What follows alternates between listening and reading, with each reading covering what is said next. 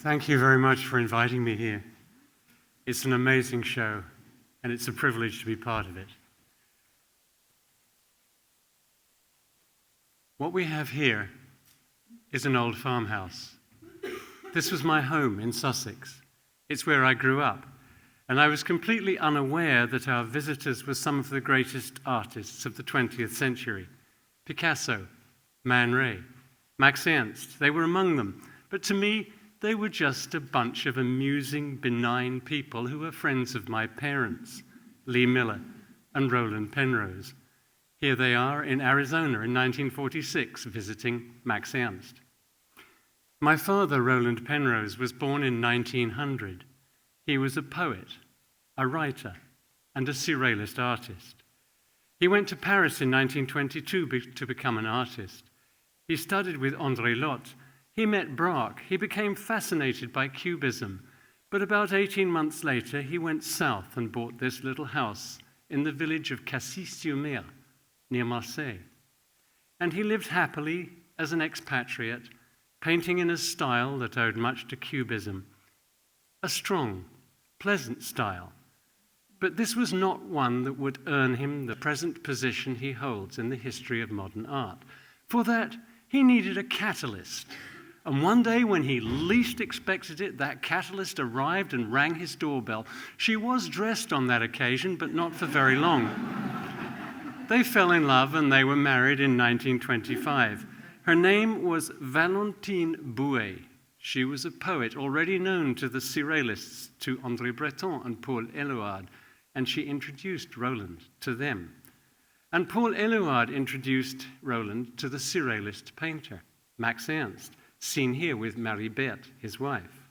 And Max, preeminent among the Surrealist painters, was the ideal person to introduce Roland to the principles of the movement.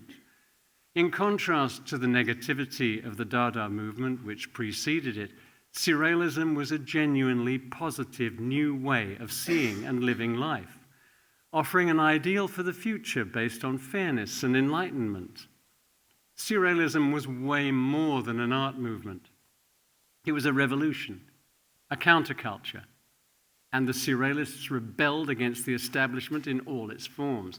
They were fascinated by Dr. Freud's theories of psychiatry and wanted to explore this newly discovered territory, the subconscious. They placed great importance on the images of dreams. It was in Max's studio that Roland saw this painting. He said he found it so marvelous, it was as if he had fallen asleep and woken up in a foreign country. It was by the Catalan artist Juan Miró. Miró was a Surrealist artist, but he didn't spend much time with the group. He was a loner. He just worked away quietly all the time. And later Roland would own this fabulous early work, Maternité, and Miro's Tête du Paysan Catalan. Their importance is they mark Miro's explorations in the world of dreams and the moment he left the more figurative painting of his early work. But back in Max's studio, Max had just adapted and developed the technique of frottage. He hit on it when staying in a house that had very worn floorboards. He put the paper on the floorboards and he rubbed them all over with pencil, discovering the exposed wood grain. In this work, he's turned the dead wooden boards back into the leaf of the tree. And here he's used the leaves of a chestnut tree to form the wings of his dragonfly. These last two frottages are from a 1925 series titled Histoire naturelle. The Surrealists loved finding the marvelous in the everyday, and it's really easy to find the marvelous in nature.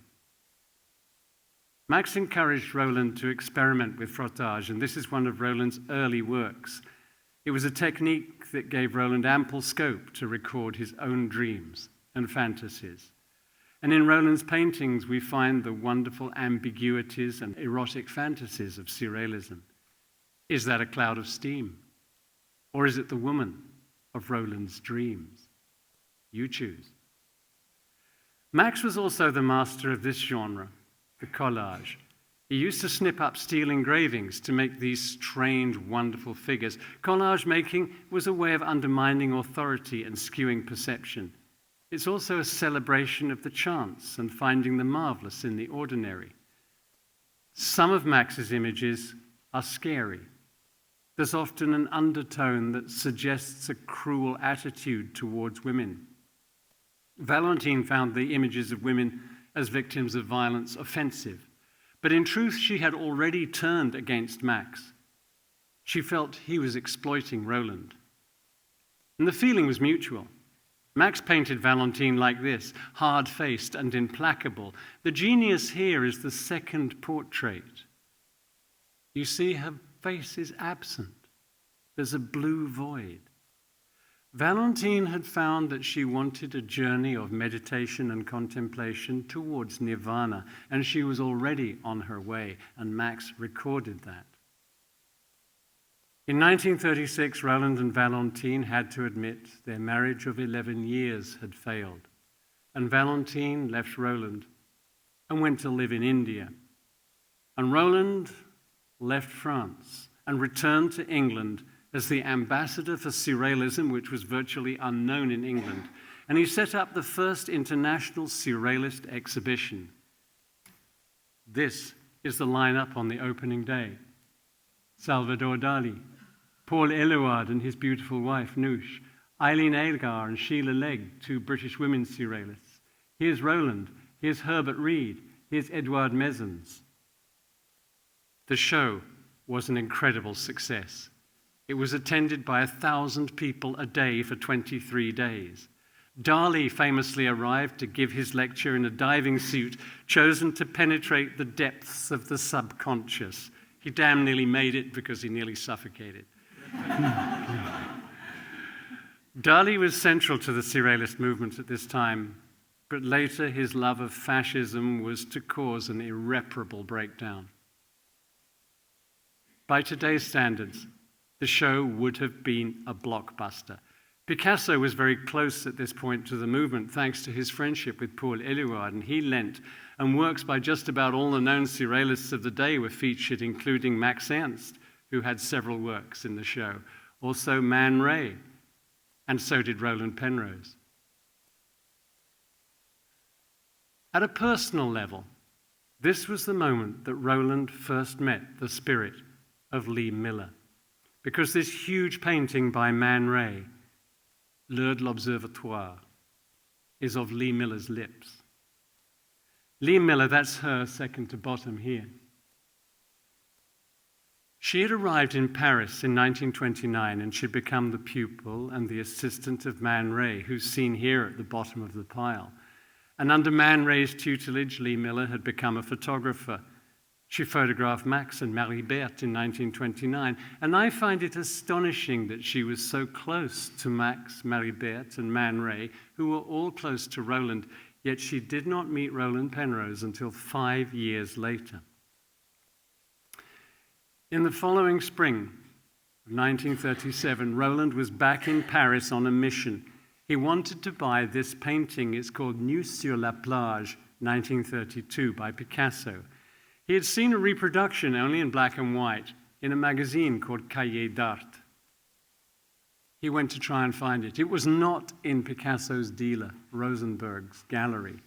But thanks to the intervention of Éluard, Roland was able to buy it direct from Picasso.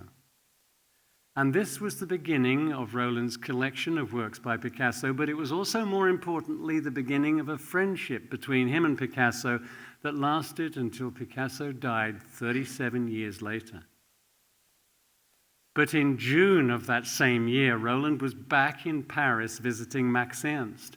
Together they went to a fancy dress party given by the daughters of the couturier, Monsieur and Madame Rochas. Roland had not been at the party for very long when he was transfixed by the gaze of a pair of piercing blue eyes. He described the experience as being struck by lightning. He was never the same again. He had met Lee Miller. It was love at first sight, and they were inseparable for the whole of that summer. She was his first Surrealist muse incarnate, the woman of his dreams. Lee Miller was American. She was born in Poughkeepsie, upstate New York, in 1907. Her career started in a big way when, in Manhattan, she stepped off the pavement in front of an oncoming truck. The man who pulled her back and saved her life was a very good choice because his name was Condé Nast and he was the owner of Vogue and Vanity Fair. And a few weeks later, she was on the front cover of Vogue, March 1927. She was not yet 20 years old. And that brought her to the attention of Edward Steichen, who was the chief photographer of Vogue magazine. And Steichen found she had the perfect looks for the beautiful evening wear, for the casual wear, for the sports wear. And his photographs made her into what we would today call a supermodel, coast to coast, Vogue and Vanity Fair. But Lee was bored with this. She ended her modeling career. She went to Paris. She said, "I would rather make a picture than be one." And she went to find American Man Ray, one of the foremost of the Surrealists, whose name in that moment meant modern photography.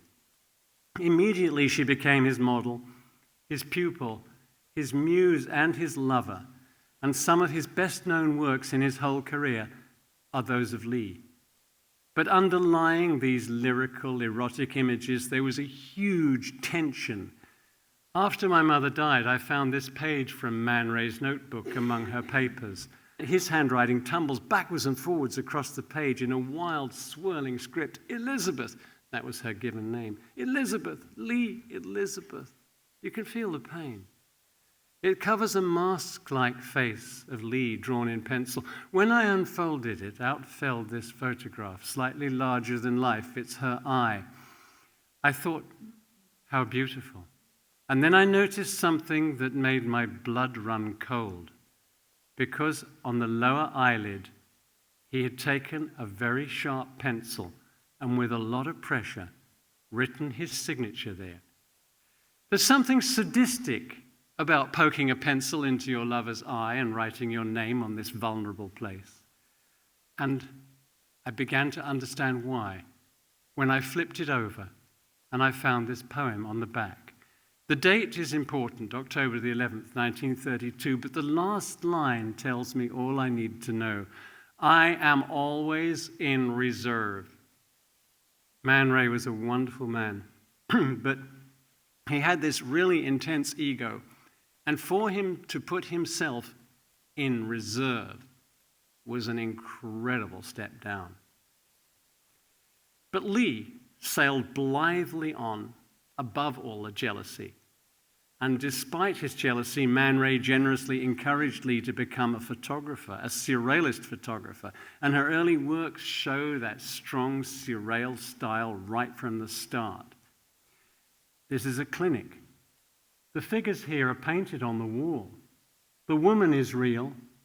The baby is real. But the baby being dressed in white merges seamlessly with the painted figures. It blurs the distinction between reality and illusion, and that is something the Surrealists loved to do. This lady is Claude Kahuna. She's a woman Surrealist photographer and poet who lived in Jersey on the Channel Islands.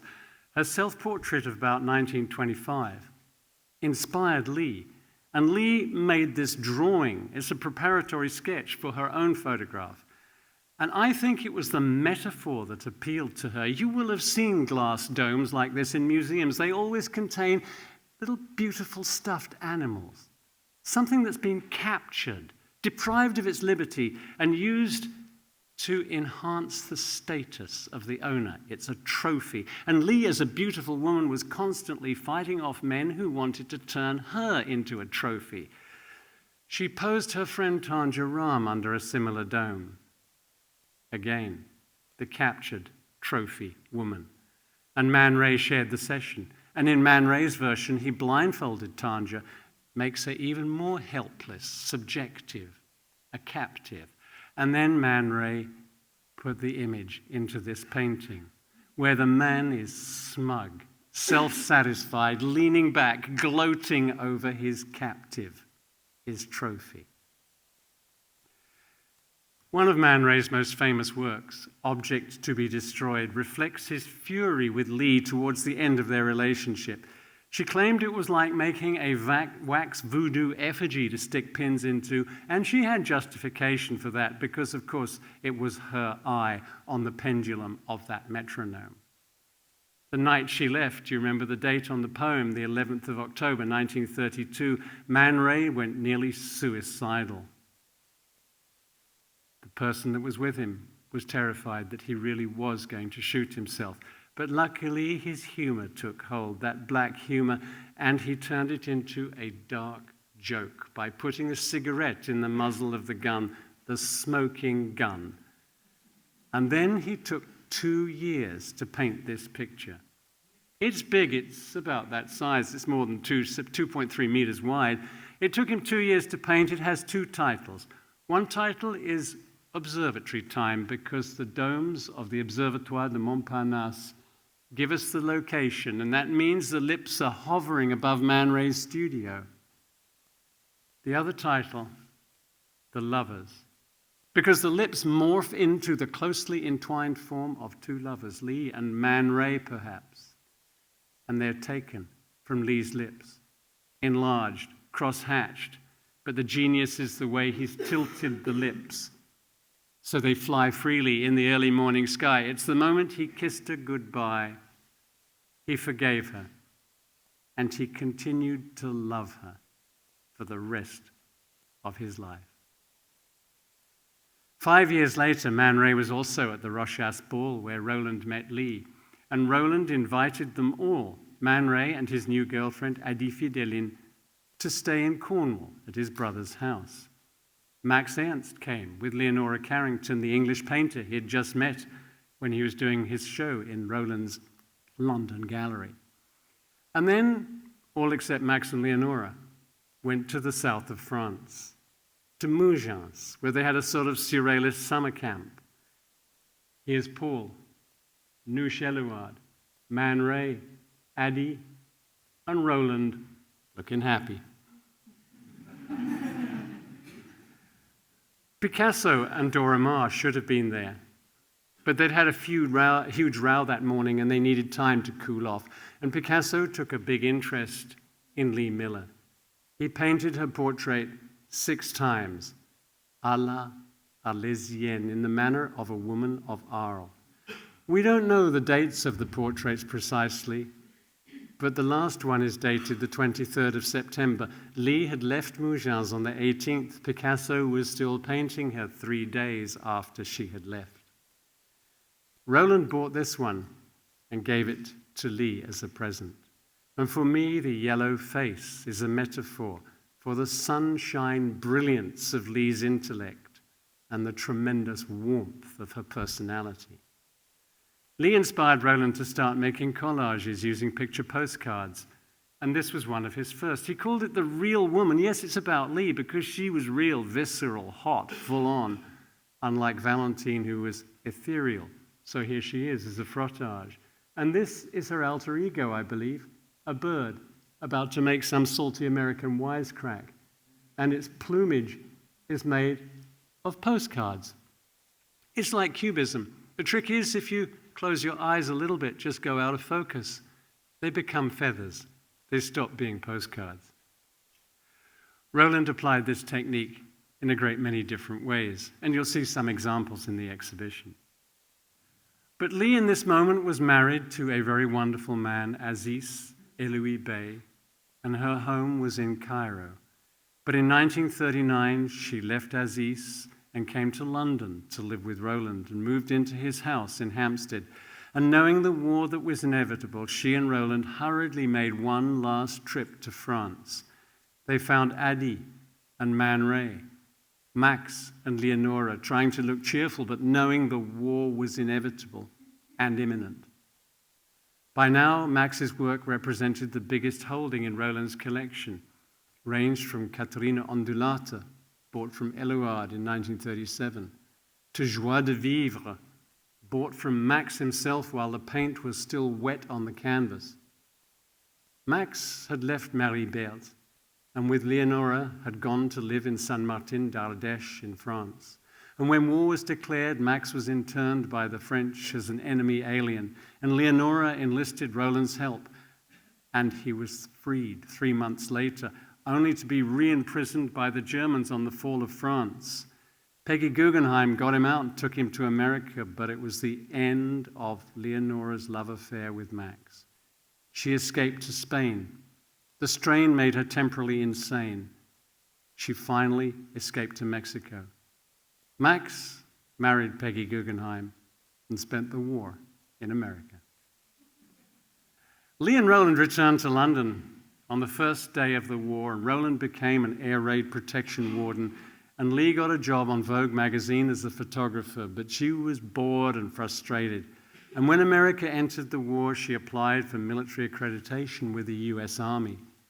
Soon after the Normandy landings, she was there behind Omaha Beach, reporting on the 44th Evacuation Hospital, where the surgical team struggled to save the lives of those wounded in fierce fighting only a few miles away inland. For the next year and a half, Lee's reportage from the war in Europe dominated Vogue features. Then she crossed the line, absolutely forbidden to women. On her next assignment, she stumbled on a battle, the Siege of San Malo. The Germans were holding on to the fort that dominated the port. It took the US 83rd Division 5 days of fierce fighting, a dose of napalm from the US Air Force, and Lee was there when the commander, Colonel von Auchlock, surrendered. But no chance to sit on her laurels because the race for Paris was on, and she arrived on the very first day of liberation, describing the streets being filled with screaming, cheering, pretty people. As soon as she could, she made her way to Picasso's studio. He hugged her, he kissed her, he stood back and he said, "C'est incroyable." It's incredible. The first Allied soldier I should see is a woman, and she is you? That has to be a surreal moment for Picasso. She found Paul and Noosh Eluard. Noosh was to die a year later. Paul followed her in 1952.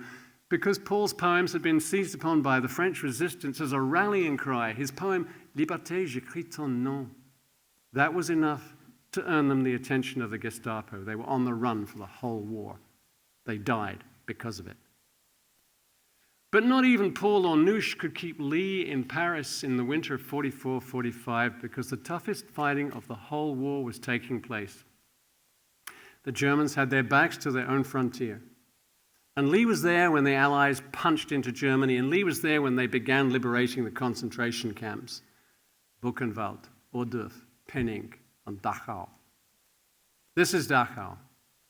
And in this moment, the war, which had become very personal to Lee when she arrived in Paris, became bitterly and irrevocably personal because so many of her friends had gone missing, and now she knew what had happened to them. It was real easy to go missing if you happened to be Jewish, but if you were any kind of dissident, and that meant even being a surrealist poet or an artist, Max Jacob, Robert Desno, and people like them, they were gone.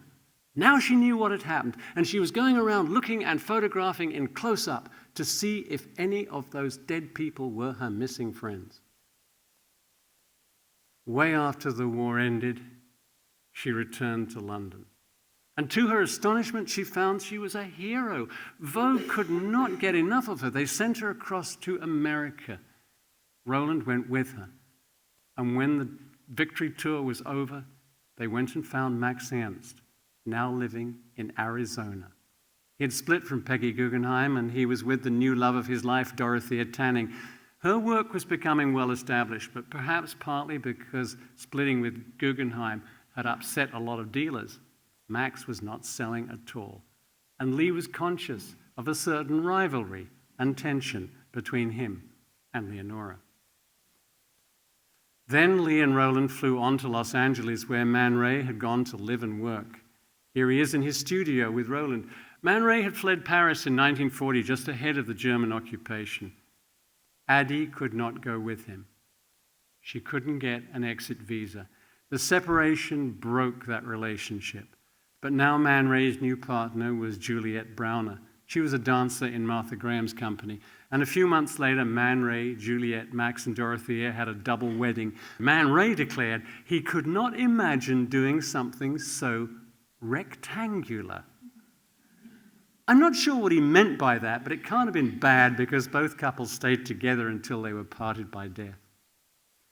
Back in England, Lee and Roland married in 1947, a few months before I was born, and my first 18 months were in London, and then in 1949 they bought Farley Farmhouse, an old Sussex farm, typical of the area, a bit neglected by the wartime austerity. Max Ernst and Dorothea Tanning were among our first visitors, and looking at the way Lee's photographed Dorothea, it's a bit like one of Max's collages with her head stuck on back to front. And Lee later photographed both of them for the pages of Vogue magazine, and it reminds us of the time way before when she photographed Max and Marie-Bert 20 years earlier in Paris. Dorothea was American, but they both preferred Europe, and they settled in France, first at Selim, and then here at Huim, where you see them.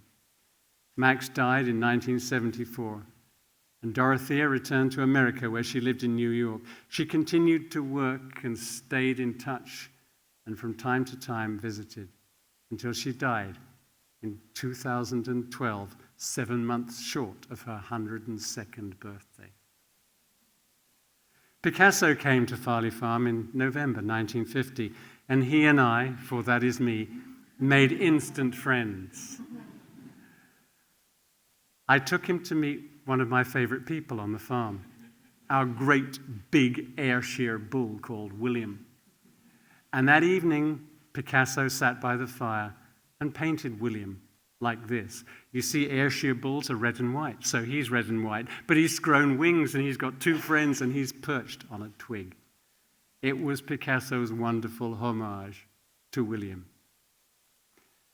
Later, we visited Picasso in his homes in Provence. I found he had a wonderful presence. Instinctively, I knew I was in the company of a person who was truly a great man.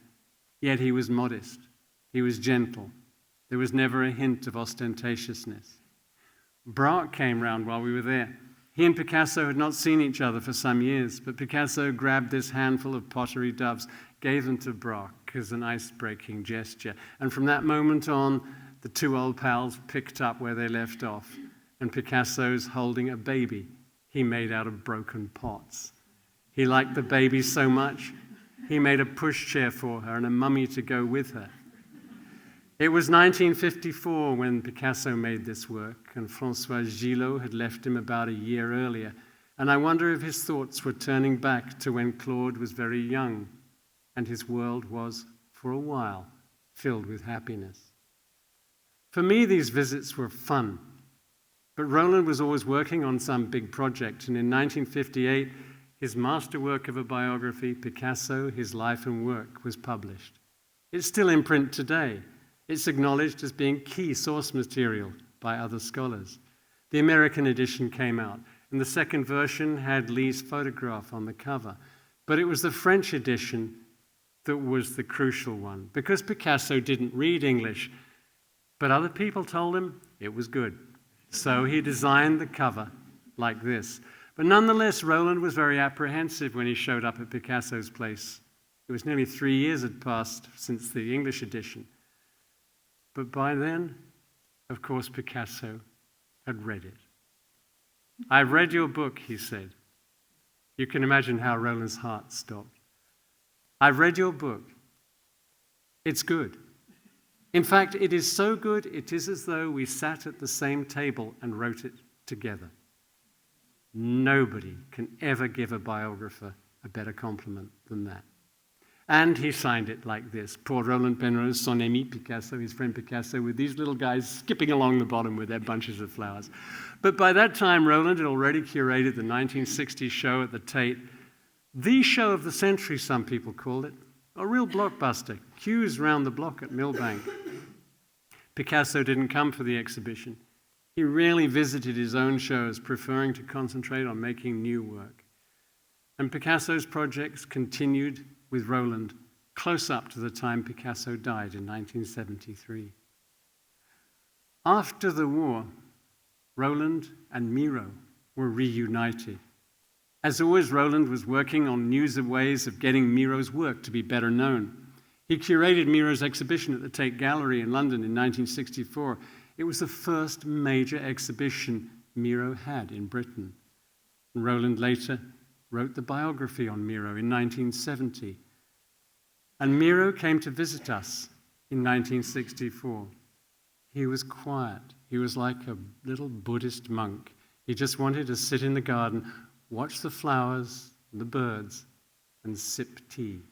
He borrowed my dad's crayons, and he made this drawing in our visitor's book at Farley Farm. I think he's drawing the flowers from the garden, and for me there is always a bird in the middle. Miro met another kind of bird with us because we took him to London Zoo, and the keeper of mammals, Desmond Morris, introduced Miro to this hornbill and then to this python. Miro's knees practically buckled when they put it round his neck, but you can see how happy he is with it. A few years after the war, Man Ray and Juliette returned to Paris, and they resumed their close connection with my parents, and I was always so happy when Man Ray came round because it made my mum into a different person. She became happy and carefree and light-hearted, and the way they were together, and indeed you can see it in this photograph, told me something really important, that love, when it's real, is a thing of the heart that lasts forever. And it's not just about looking good when you're young. Man Ray died in 1975. But in that moment, what none of us knew was that Lee was soon to be diagnosed with pancreatic cancer. She lived just long enough to meet our eldest daughter, Amy, before she died at Farley Farm, 27th of July, 1977. Do you remember Valentine? She became a frequent visitor to Farley's because she and Roland became close friends, and she was very close to my mum, and she lived with us for long periods, and she died at Farley Farm in 1978. In the space of a year, Roland had lost the two women he loved most. He was devastated, but he found his way back into making collages in a studio at the bottom of our garden. He traveled widely, and the collages reflect the places he visited. This one is from Kenya, Sri Lanka. After each trip, he brought home new work he had done during his travels. He had 2 shows of new work, one in London at the Mayor Gallery in Cork Street, and another at Gallery Henri Gomis in Paris. He had a third, much bigger exhibition planned for it in 1984, but on his return from a trip to the Seychelles, he had a massive stroke, and he died in his home on Lee's birthday, 23rd of April, 1984, a few days before that show of recent collages, including this one, opened at the Gardner Centre in Brighton. Today, my parents' old home at Farley Farmhouse has become a place of pilgrimage. My daughter, Amy, do you remember the baby? That is she. She is my co-director, and she helps to run the place and greet visitors who come from all over the world. And the house has become more than a time capsule full of interesting objects from the past. It's a living attestation to the friendship of a small group of people who had a huge influence on the art of the 20th century. And at the core of them, marching with them, part of them, were my parents, 2 Surrealists who, along with the others of that movement, stood for peace and freedom and justice and inclusivity, values that are as crystal clear importance today as they were then. Thank you so much for honoring my parents too.